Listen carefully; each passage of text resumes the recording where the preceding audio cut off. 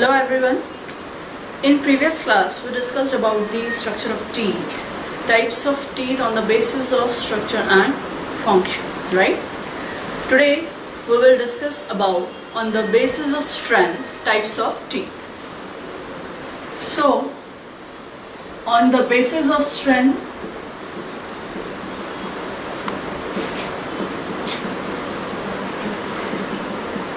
three types. First one is pleurodont, second is acrodont, and third one is the thecodont, right? Strength के base पे जब हम बात कर रहे हैं तो what is the basis of strength, क्या मतलब है? सिंपल सी एक चीज है, जैसे अगर मैं बात करूं भाई ये बोनी सॉकेट्स हैं, बोनी सॉकेट पे किस तरह से अटैचमेंट है ये जो बताता है उसकी स्ट्रेंथ का, अटैचमेंट का कितना स्ट्रांग है। तो जैसे मैं प्लूरोडॉन की बात करूं, प्लूरोडॉन जो है ये लेटरल सरफेस पे जॉ बोन के जॉ के लेटरल सरफेस पे इस तरह से अटैच्ड होता है, ठीक है। तो इजीली इसलिए क्या हो जाते हैं, ये आसानी से टूट जाते हैं, ठीक। वीक अटैचमेंट शो करता है कौन? प्लूरोडॉन टी। वहीं पे एक्रोडॉन्ट की बात करें तो एक्रोडॉन्ट जैसे ये सरफेस है, जॉ बोन की सरफेस है, इसके ऊपर सिर्फ इस तरह से जो है ये हल्का सा रखा हुआ होता है, तो ये आसानी से क्या हो जाता है, ये वीकेस्ट अटैचमेंट कहलाता है, ठीक। आपसे इवन ये क्वेश्चन पूछा गया है कि on the basis of strength weakest attachment teeth का कौन सा होता है, तो एक्रोडॉन्ट में वीकेस्ट अटैचमेंट शो करता है। और अब ये जो बोनी सॉकेट है इसमें दिख रहा है, ये इसको मैंने टीथ को पूरी तरह से क्या कर दिया, इसमें एम्बेडेड कर दिया। अब अगर मैं इसको यहाँ से ऐसे पकड़ के खींचती हूँ तो क्या आसानी से ये टूटेगा? नहीं। तो स्ट्रॉन्गेस्ट अटैचमेंट शो करता है कौन? Thecodont, right. तो प्लूरोडॉन्ट के एग्जाम्पल में हम आए अगर, तो प्लूरोडॉन्ट के एग्जाम्पल्स में आता है रेप्टाइल्स। एक्रोडॉन्ट के एग्जाम्पल्स की अगर हम बात करें तो fishes and amphibians, and thecodont में एग्जाम्पल्स में मैमल्स, और रेप्टाइल्स में एक्सेप्शनल केस आता है क्रोकोडाइल और एलिगेटर। तो वो किस में आते हैं? वो आते हैं थीकोडॉन्ट में। थीकोडॉन्ट में आपका क्या आ जाता है? क्रोकोडिला ऑर्डर के जितने भी मेंबर्स हैं, ठीक है, वो सारे किस में आते हैं?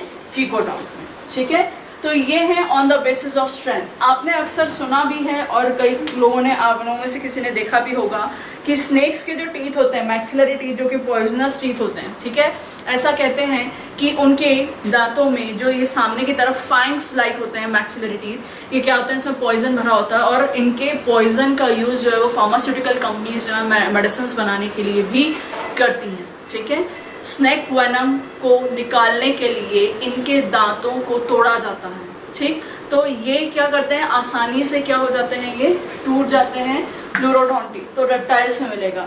एक्रोडॉन्ट फिशेस एंड एम्फीबियंस में वीकेस्ट अटैचमेंट शो करता है, और वहीं पे थीकोडॉन्ट में मैमल्स और क्रोकोडिला ऑर्डर के जितने भी मेंबर्स हैं ये। एनसीईआरटी ने एकमात्र ये थीकोडॉन्ट को शो किया है।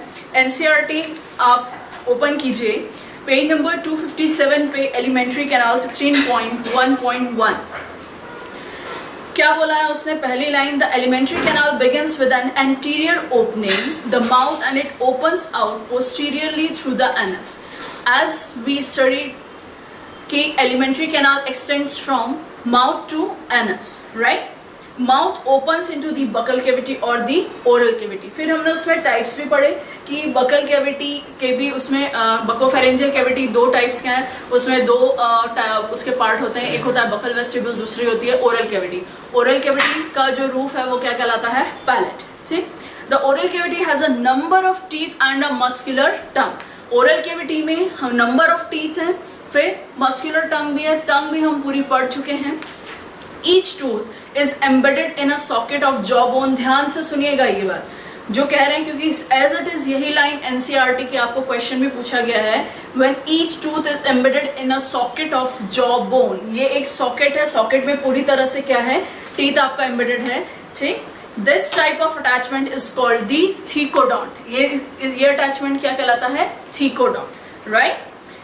फिर मैंने आपको बताया कि an adult human has the 32 permanent teeth which are 4 different types, जिसको हम क्या कहते हैं, हेट्रोडोंट डेंटिशन। अभी हम ये फिर से एक बार पढ़ेंगे, right.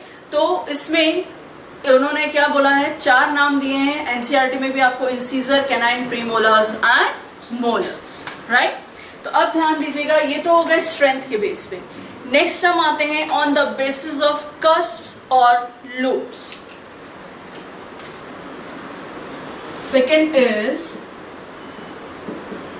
on the basis of cusps or loops। इसमें सबसे पहले आता है, फर्स्ट वन इज ब्यूनोडोंट, ठीक है। इसमें सबसे पहला क्या आता है, ब्यूनोडोंट। इसको अगर हम जनरल एग्जांपल से समझें तो ध्यान से समझिएगा। हमारे घर में बाउल्स होते हैं ना, कटोरियाँ, डिफरेंट साइज की, डिफरेंट शेप्स की होती हैं, ठीक है। कोई शैलो होती है ज़्यादा, कोई उतनी ज़्यादा शैलो नहीं होती है। तो उसके बेसिस पे जिस तरह से उनका कम गहरी, ज़्यादा गहरी, फ्लैट, इस तरह की होती है, सेम ऐसे ही लूप्स होते हैं। तो ब्यूनोडोंट जो है वो कैसा होता है, स्मॉल और स्फेरिकल। कैसा है, इसमें लूप ब्यूनोडोंट में स्मॉल और स्फेरिकल, ठीक है। इसके एग्जाम्पल्स की बात करूं तो एग्जाम्पल्स में आता है human, monkey and pig. Bunodont के एग्जाम्पल्स में आते हैं human, monkey and pig, right.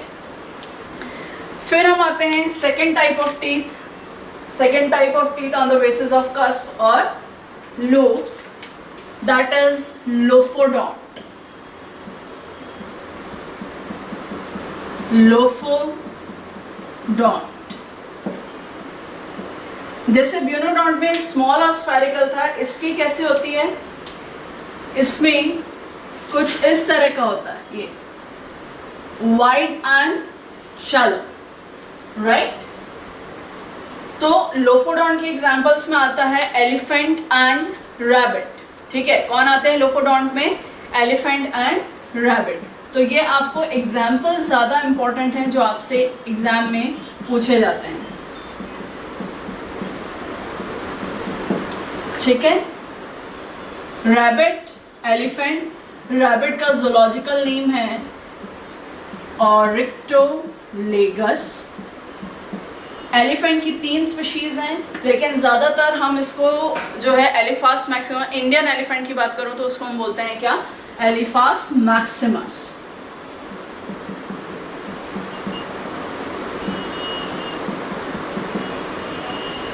Right. Third हम आते हैं secodont. Third one is the secodont. Secodont teeth जो है ये किस तरह के हैं, these are the canine teeths, जो कि कार्निवोर एनिमल्स में मिलते हैं।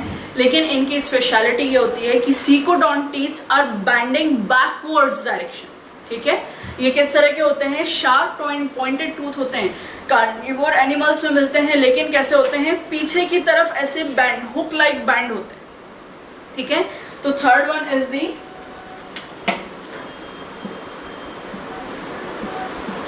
सीकोडोंट। एग्जाम्पल्स में क्या आएगा, कार्निवोर्स, लेकिन ये ध्यान रखिएगा टीथ कैसे होते हैं, bending backward direction, right. Next is solenodont teeth। Solenodont teeth में कस्प जो हैं वो कैसे होते हैं, सेमी ल्यूनार शेप। कैसे होते हैं, semi lunar shape, just like that, ठीक है। तो सोलेनोडोंट टीथ में क्या आते हैं, सेमी ल्यूनार शेप्ड होते हैं ये, ठीक है। जैसे अगर मैं बात करूं इसके एग्जांपल्स में आते हैं जितने भी कट च्युइंग एनिमल्स हैं,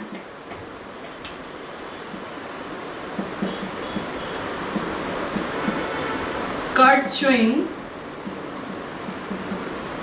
एनिमल्स, ये सारे किस में आते हैं? सोलेनोडोंटीथ, right.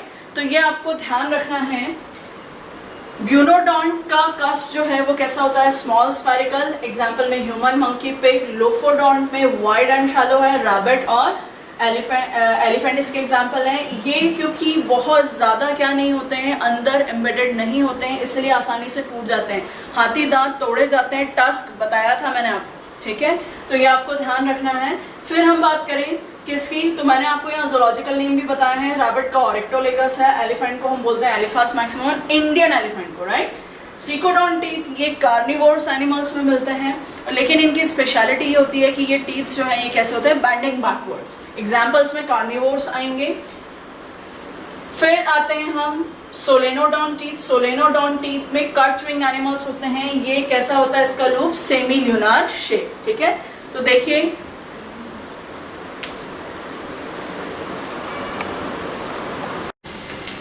now come to the on the basis of appearance, three types of teeth. First one is monophyodont, second is diphyodont, and third one is the polyphyodont. Split that word. Mono अपने नाम से बता रहा है once, single, ठीक है।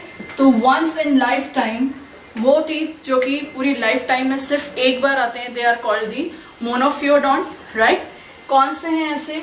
जैसे अगर मैं बात करूं, मैंने आपको बताया था कि बच्चों का जो डेंटल फॉर्मूला होता है उसमें उसका होता है क्या? 2102/2102। मतलब यहाँ पर क्या नहीं है? प्रीमोलर भी नहीं है और थर्ड मोलर भी नहीं है, क्लियर। तो मोनोफायोडोंट में एग्जाम्पल्स में अगर मोनोफियोडोंट की बात करें तो कौन से आते हैं? प्रीमोलर्स एंड थर्ड मोलर, ये मोनोफियोडोंट हैं। और इसके एग्जाम्पल की किस तरह के किस एनिमल में मिलते हैं तो ध्यान रखिएगा, एम्फीबियंस में देखा गया, ठीक है। फिर डाइफियोडोंट, स्प्लिट दैट वर्ड। डाई मतलब that is 2 or twice, right? So twice in his lifetime, ये क्या कहलाते हैं? डाइफियोडोंट, राइट। अब इसमें कौन से आते हैं? आपके जो इंसीजर है वो भी परमानेंट और टेम्परेरी दोनों में आता है, कैनाइन भी आता है, ठीक है। और हमारे जो फर्स्ट एंड सेकेंड मोलर है, first and second molar, right, ये किस में आते हैं? तो आप ध्यान रखिए कि डाइफियोडोंट जो है इसके एग्जाम्पल्स ये मिलते हैं आपको किस में? मैमल्स में देखने को मिलता है। फिर वही पॉली, पॉली का मतलब होता है क्या? More than 2, more than twice. Life में कई बार इनके अपने दांत आते हैं, ठीक है, टूटेंगे फिर वापस आ जाएंगे, टूटेंगे फिर वापस आ जाएंगे। तो इसमें एग्जाम्पल्स में आते हैं fishes and frog, right? So on the basis of appearance, 3 types of teeth. First one is the monophyodont, second is diphyodont, third is the polyphyodont. Word को स्प्लिट कीजिए, वो अपना खुद मतलब बता रहे हैं कि मैं क्या कर रहा हूँ। मोनो मतलब single, once in life time. Di that is twice in life time. NCERT में ये फोकस्ड आपको दिया हुआ है। एनसीईआरटी में लिखा हुआ है, ध्यान से सुनिएगा, majority of mammals including the human beings forms 2 sets of teeth during their lifetime, a set of permanent or adult teeth. This type of dentition is called the diphyodont. ये NCERT में page number 258 पे मिलेगा, right. फिर आते हैं हम इसके बाद नेक्स्ट हम आते हैं किसमें? On the basis of structure and function, right. On the basis of structure and function 2 type के हैं। First one is the homodont, second is heterodont. homodont जो कि होमो मतलब क्या बोल रहा है? सेम। होमो मतलब सेम। स्ट्रक्चर और फंक्शन वाइज कैसे होते हैं? बिल्कुल सेम होते हैं, एक जैसे, right.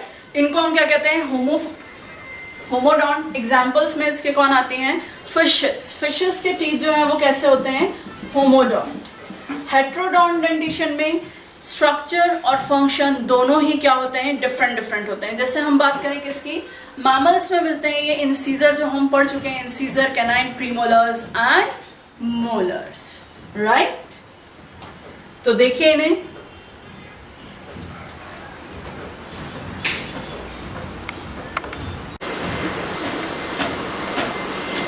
now come to the next, that is wisdom teeth.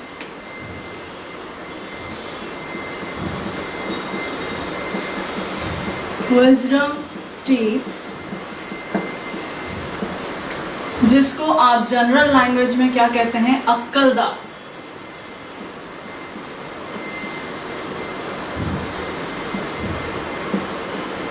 ठीक है, इन जनरल लैंग्वेज क्या कहलाता है, ये अक्कलदांत आप कहते हैं। यूजुअली हम ये कहते हैं, अगर मैं इसको टेक्निकल लैंग्वेज में बोलूं तो ये क्या कहलाते हैं, wisdom teeths are called the last molar teeth, also known as the third molar teeth, right? और आपसे क्वेश्चन कैसा पूछा जाता है, विजडम टीथ आर कितने होते हैं, ठीक है, कौन सा होता है, फर्स्ट मोलर है, सेकंड मोलर है, थर्ड मोलर है, और कितने होते हैं नंबर्स में, ऐसा क्वेश्चन आ चुका है, पूछा जा चुका है।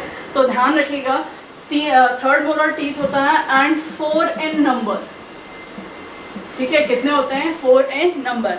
क्यों इसको अक्कलदांत कहा जाता है, ऐसा बिल्कुल भी नहीं है कि इसके आने से अकल आ जाती है, क्या नहीं, ठीक है।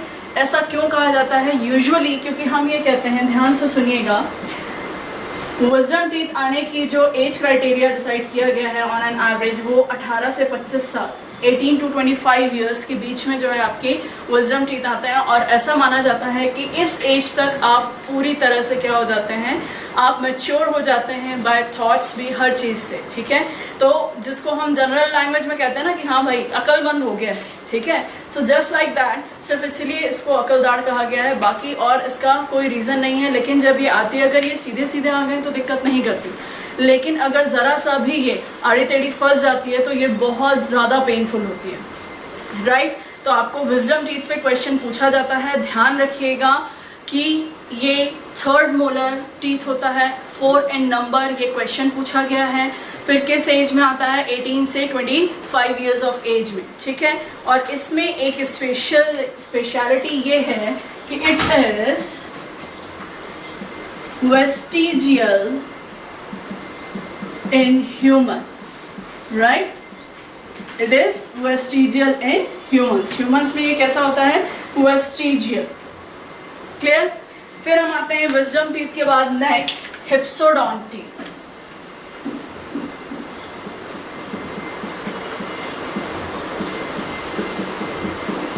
हिप्सोडोंट टीथ,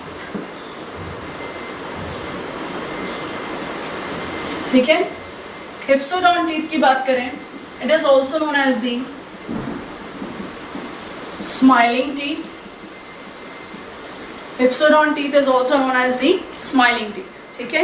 इसको स्माइलिंग टीथ क्यों कहा जाता है, ध्यान से सुनिए। एक्चुअली एनामल जो है इसका, वो दो जो टीथ हैं, एक के ऊपर वो एक इस तरह से होता है, और इस एक का जो है रूट जो ज़्यादा लॉन्ग होती है, ठीक है। एक की रूट जो है वो ज़्यादा लॉन्ग होती है, दूसरा सिर्फ थोड़ा सा क्या करता है, उसको ऊपर से ओवरलैप करता है। ऐसा मानते हैं कि अगर हिप्सोडोंट टीथ या स्माइलिंग टीथ कभी भी डेवलप होते हैं तो या तो वो इंसीजर पे होगा या कैनाइन पे होगा, जो यूजुअली देखा गया है, ठीक है। इंसीजर या कैनाइन पे। अब कुछ लोगों का ऊपर भी होता है दांत के ऊपर, और कुछ लोगों के अंदर साइड से भी होता है, ठीक है। तो आपके आसपास कई ऐसे एग्जाम्पल्स आपको मिलते हैं, बहुत सारी सेलिब्रिटीज़ भी हैं ऐसी जिनके आपको स्माइलिंग टीथ देखने को मिलते हैं। जब ये हंसते हैं तो इनका सबसे अगर ऊपर की तरफ है इंसीजर या कैनाइन पे, तो उस तरफ से लिप जो है वो हल्का सा ऊपर उठता है। तो ऐसा कहते हैं कि स्माइल करते टाइम सबसे पहले ये टीथ जो है वो दिखाई देते हैं, राइट। तो ये हैं आपके हिप्सोडोंट टीथ, ठीक है, जो कि जिसके एग्जाम्पल्स में आता है incisor and canine, right. Next हम आते हैं ब्रैकिडोंट टीथ।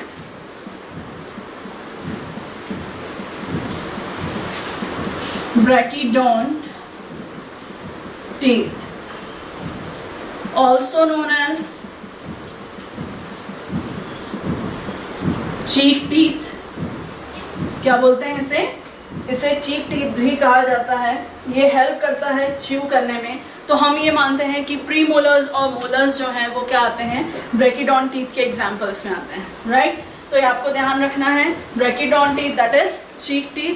क्लियर? फिर हम नेक्स्ट आते हैं किसमें? नेक्स्ट आप लोगों को क्वेश्चन पूछा जाता है fangs.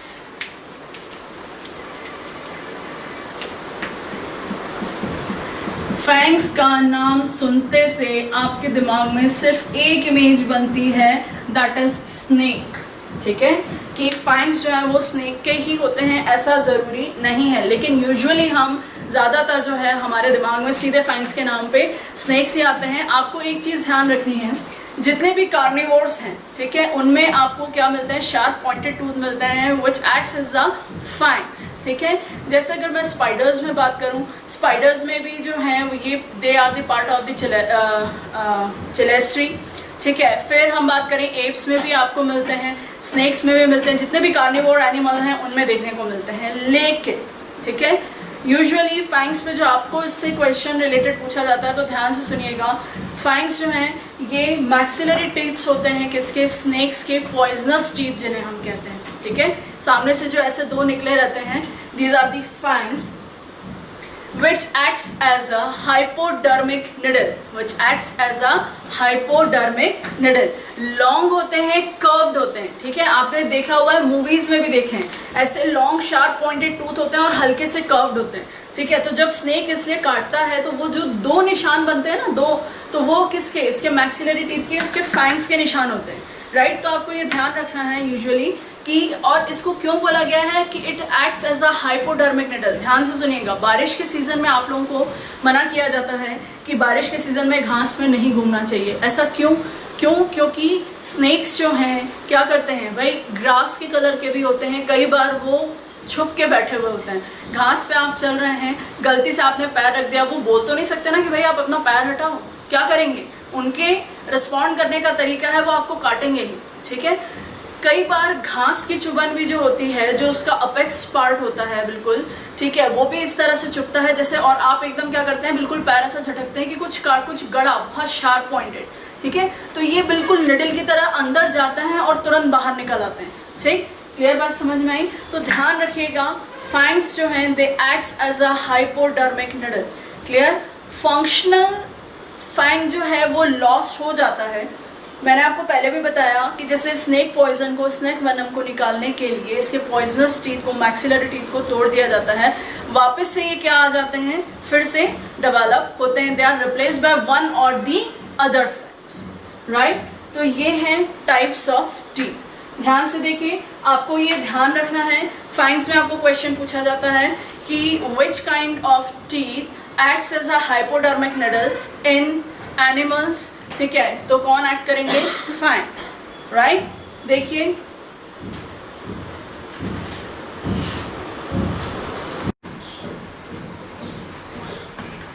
Now come to the dental formula. What is dental formula? आप कैसे डिफाइन करेंगे? अकॉर्डिंग टू एनसीईआरटी अगर हम देखें, या आपको जिस तरह के लैंग्वेज में क्वेश्चन पूछा जाता है, तो हम इससे कहते हैं, कैसे डिफाइन करते हैं? That is arrangement of teeth in half of the upper jaw and lower jaw. In half of the upper jaw and lower jaw. ठीक है, तो ये क्या कहलाता है? That is dental formula. जैसे मैंने आपको बताया था, टीथ का अरेंजमेंट मैंने आपको बताया था. हम इसको जैसे अपर जॉ को हमने हाफ में डिवाइड कर दिया. ये क्या है? इधर से 2 इंसीजर, ये आ गए 2 इंसीजर्स. ठीक है, फिर ये एक आ गया क्या? कैनाइन. ठीक, फिर इधर ये जो है ये क्या आ गए? दोनों प्रीमोलर्स. और 3 जो है वो क्या आ गए? Molars, right? सेम एज ये प्रीमोलर्स और ये आ गए 3 मोलर्स.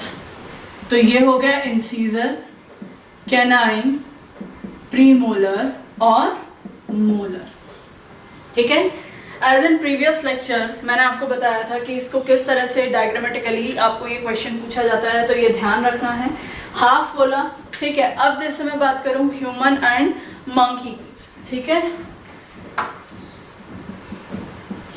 ह्यूमन एंड मंकी, इनका जब हम डेंटल फॉर्मूला क्या करेंगे कैलकुलेट, तो incisor, canine, premolar and molar, 2 1 2 3, ये अपर जॉ, ये lower jaw, 2 1 2 3 into 2 into 2, total कितने हो गए 2 1 3 2 5 3 5 और 5 और 3 कितने हुए 8, 8 इंटू 2 16, सेम 16, टोटल कितने हो गए 32, राइट। तो इस तरह से हम क्या करते हैं डेंटल फॉर्मूला को कैलकुलेट करते हैं, ठीक। फिर वहीं पे हम बात करें किसके, चिल्ड्रंस की भी। चिल्ड्रन और चाइल्ड में अगर हम देखें तो इसका अपर जॉ और lower jaw, 2 1, incisor, canine, premolar और मोलर, ठीक है। प्रीमोलर जैसे मैंने आपको बताया कि प्रीमोलर जो है वो मोनोफायोडोंट है, ठीक, और परमानेंट सेट में ही आते हैं, टेम्पररी टीथ सेट में नहीं आते। तो 2 1 0 और 2 2 क्यों, क्योंकि third molar is absent in child, right. जब उनका परमानेंट टूथ सेट आता है, टीथ सेट आता है, तभी क्या होता है थर्ड मोलर आता है, क्लियर। आफ्टर दैट सेम 2 1 0 2, तो ये हो गया चाइल्ड का डेंटल फॉर्मूला, दैट इज 2, ये 5 into 2 10, 5 into 2 10, that is total number of teeth is 20, right. 17 year teenager की अगर मैं बात करूं, ठीक है, जैसे जिस एज ग्रुप में अभी आप लोग हैं, 17 ईयर टीनेजर के केस में क्या होना चाहिए, incisor, canine, premolars and molar, ठीक है। तो अपर jaw and lower jaw, incisor 2, canine 1, premolar 2, लेकिन मोलर क्योंकि मैंने आपको बोला थर्ड मोलर आता है कब, 18 से 25 साल की एज में, तो यहाँ पे हम मोलर को 2 ही लेंगे बेटा, ठीक है, ध्यान रखिएगा। सेम एज 2 1 2 2 इंटू 2 या 2 5 और 2 7, 7 इंटू 2 7 इंटू 2 क्या हो गया 14, 14 दैट इज 28, ठीक है। तो इस तरह से हम डेंटल फॉर्मूलेस को क्या करते हैं कैलकुलेट करते हैं। Same as horse and pig का अगर देखें तो वो होता है 3143 अपॉन 3143। फिर आपको इनके अलावा और जो सबसे ज्यादा पूछा जाता है वो पूछा जाता है किसका, रैबिट का डेंटल फॉर्मूला। रैबिट जिसका नाम मैंने आपको बताया था, जिसको हम कहते हैं ऑरिक्टोलेगस, ठीक है। इसमें कैनाइन एब्सेंट होता है और क्या प्रेजेंट होता है, डायस्टेमा। क्या प्रेजेंट होता है, डायस्टेमा, ठीक है। तो incisor, canine, premolar and molar, ठीक। तो क्या होता है रैबिट का 2033 अपॉन 1023, ठीक। अपर जॉ लोअर जॉ दोनों में डिफरेंस होता है 2033 अपॉन 1023, ठीक। इसको इंटू 2 करेंगे, इसको इंटू 2 करेंगे तो टोटल नंबर ऑफ जो टीथ है वो भी क्या आएगा, उसमें भी 28 आएगा, ठीक है। तो ये आपको ध्यान रखना है, क्लियर। ये कुछ कॉमन है जो आपसे पूछे जाते हैं, राइट। तो आपके ये डेंटल फॉर्मूलेस क्या हुए कंप्लीट, आपको ये ध्यान रखना है। फिर हाँ, आपसे एक पूछा जाता है क्या कि maximum number of teeth is present in, जैसे मैंने आपको पहले ही बताया था maximum number of teeth is present in opossum. तो ओपोसम का डेंटल फॉर्मूला होता है ओपोसम 5143 अपॉन 4143, ठीक है। क्या बोला है 5143 अपॉन 4143। तो टोटल नंबर ऑफ टीथ जो है इसके कितने होते हैं 50, राइट। तो ये आपका कंप्लीट हुआ पूरा डेंटल फॉर्मूला। नाउ 2 डिसीज तो मैं आपको बता चुकी हूँ इसकी। एक मैंने आपको बताया था फ्लोरोसिस एनामल के केस में कि जब when enamel comes in contact with the excessive fluorine then it discolouration हो जाता है, येलोइशनेस हो जाती है, और वो येलोइशनेस जाती नहीं है। इसका ट्रीटमेंट करने के लिए यूजुअली हम क्या करते हैं, हम टूथ की ब्लीचिंग कराते हैं, ठीक है। ब्लीचिंग पाउडर का यूज करते हैं टूथ को क्लीन करने के लिए। तो वो ब्लीचिंग एक्चुअली क्या है, इट्स अ केमिकल, तो वो क्या कर देता है पूरी तरह से, बार बार नहीं, एक आध बार कराया या 2 बार कभी कराना पड़ा तो ठीक है। अदरवाइज अगर रेगुलर बेसिस पे अगर टूथ ब्लीचिंग आप कराते हैं तो एनामल डिग्रेड होगा, फिर डेंटाइन डिग्रेड होगा, प्रॉब्लम बढ़ती है, ठीक है। फिर दूसरा एक तरीका है कि उसको क्या किया जाता है, ब्लेड के थ्रू, डेंटिस्ट ब्लेड होती है उसके थ्रू क्या किया जाता है, स्क्रैच किया जाता है और उसका पूरा येलोइशनेस निकाल के फिर उसको पूरी तरह से क्या करते हैं, सैंड पेपर होता है टीथ का अलग, ठीक है, उसको हम करके उसको प्रॉपरली उसकी फिनिशिंग देते हैं और फिर पॉलिशिंग करते हैं। क्लियर। तो ये मेथड से हम क्या कर सकते हैं, फ्लोरोसिस को हम ठीक कर सकते हैं। फिर मैंने आपको डेंटल कैरियस बताया था, ठीक है, लैक्टोबैसिलस के बारे में बताया था, तो ये ध्यान रखना है। लास्ट एक अब मैं बता रही हूँ आपको, ध्यान से सुनिएगा, पायोरिया। क्या बोला मैंने,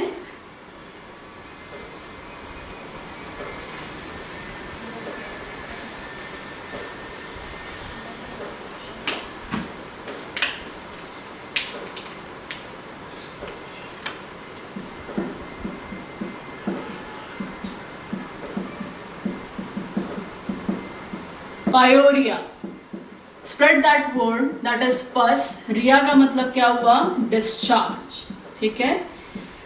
तो जब मैंने आपको बताया हमारे माउथ में क्या होते हैं भाई, जू फ्लैजिलेट का भी एक्शन होता है, लैक्टोबैसिलस है, सब है, टार्टार अगर रेगुलर बेसिस पे डिपॉजिट रहेगा तो वो क्या करेगा, वो उसको डिग्रेड और ज्यादा डिग्रेड करेगा, तो दांतों के बीच में से जगह जो गैप्स होते हैं ना वहां पे फंस जाता है ये।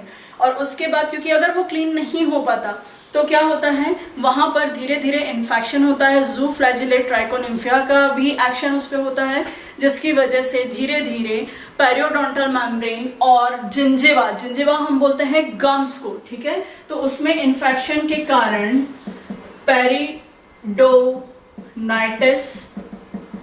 और जिंजीवाइटिस ये कंडीशन डेवलप होती है, ठीक है। जैसे मैंने आपको बताया था आइटिस का, मैंने आपको बताया था आइटिस जहां पे भी ऐड हो जाए उसका मतलब क्या होता है, दैट इज इन्फ्लेमेशन, ठीक है। तो ये कॉज होगा और उसकी वजह से क्या होने लगता है, पस बनने लगता है पॉकेट्स में, और पस के फॉर्मेशन के कारण क्या हो जाता है, आप खुद सोचिए, पस नॉर्मली अगर कहीं, जिसको आप जनरल लैंग्वेज में मवाद भी कहते हैं, ठीक है, पस का फॉर्मेशन अगर माउथ में हो रहा है कंटिन्यूसली, बहुत सारी चीजें आप खाते भी हैं तो माउथ में उसका अजीब सा टेस्ट आएगा, वो अलग, और माउथ में से फाउल स्मेलिंग आती है, बैड ब्रेथ, ठीक है। तो बैड ब्रेथ